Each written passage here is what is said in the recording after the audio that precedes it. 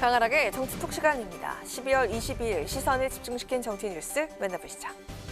오늘의 첫 번째 정치톡은 피하지 말고 나서랍니다. 내년 대선이 77일 앞으로 다가온 가운데 더불어민주당과 이재명 후보는 국민의힘 윤석열 후보를 토론의 장으로 끌어내기 위해 안간힘을 쓰고 있습니다. 이 후보는 연일 윤 후보를 향해서 피하지 말고 나서라며 정책 토론을 제안하고 있는데요. 이재명 후보, 윤 후보와 1대1로 정면 승부를 펼친다면 절대 밀리지 않을 것이라는 자신감이 깔린 전략으로 보입니다. 이재명 후보는 여야 간 네거티브전이 과열되고 있는 상황인 만큼 정책 토론이 무엇보다 중요하다고 강조했는데요.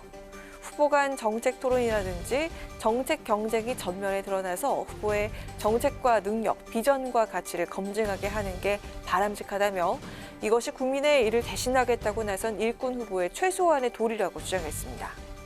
민주당은 윤 후보가 각종 공개 토론을 거부하고 있다며 대선 법정 TV토론 횟수를 늘리겠다고 밝혔는데요.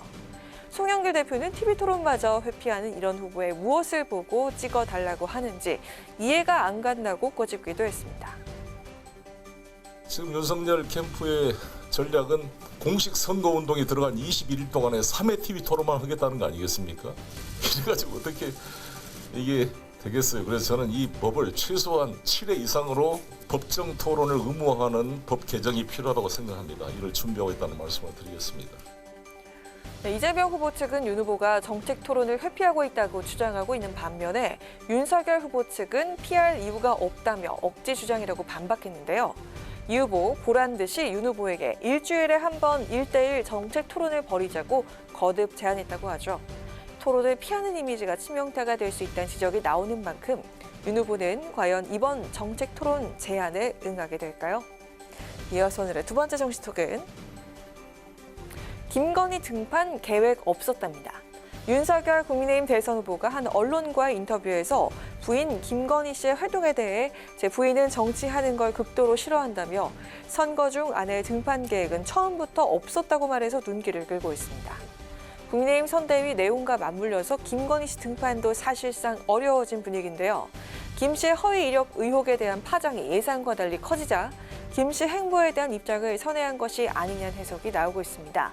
그도 그럴 것이 이달 초반에도 윤 후보는 김건희 씨의 선거운동 참여에 대해서 긍정적 입장을 밝힌 바가 있는데요. 그 내용 직접 들어보시죠. 글쎄 적극적으로 할지는 모르겠는데 이제 어느 단계가 되면 대통령 후보의 부인으로서 자기가 해야 될 역할은 잘 할 거라고 저는 생각하고 있습니다. 윤석열 후보는 대통령의 배우자를 보좌하는 역할을 하는 청와대 제2부속실을 폐지하겠다고도 밝혔는데요. 영부인이란 말도 쓰지 말자며 대통령 부인은 그냥 대통령 가족에 불과하다. 법 외적인 지위를 관행화시키는 건 맞지 않다고 밝혀서 당선되더라도 김 씨에게 공적인 역할을 맡기진 않겠다는 뜻으로 풀이되고 있습니다. 하지만 윤 후보 이 같은 청와대 제2부속실 폐지 공약은 선대위와 사전에 조율되지 않은 것으로 알려졌는데요. 정책을 총괄하는 원희룡 본부장 선대위에서 공식 논의된 바는 없는 내용이라고 서둘러 선을 그었습니다.